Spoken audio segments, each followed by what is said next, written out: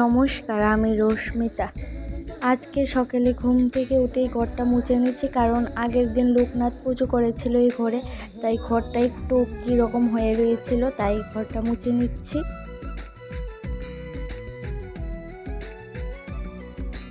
মুখটা একটু face wash করে নিলাম, তারপর স্নান টান করে ফ্রেশ হয়ে চলে আসলাম।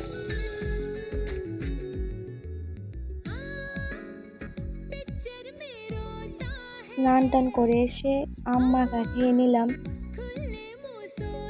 এই চুড়িগুলো আমি বানিয়েছি, তাই দেখাচ্ছিলাম কেমন হয়েছে।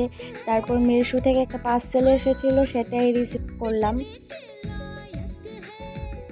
পার্সেলটা ভালো এসেছিলো, কিন্তু ফিটিং হয়নি, তাই পার্সেলটা রিটার্ন দিতে হয়েছিল। আজকের ভিডিওটা এই পর্যন্তই। টাটা, সবাই ভালো থেকো।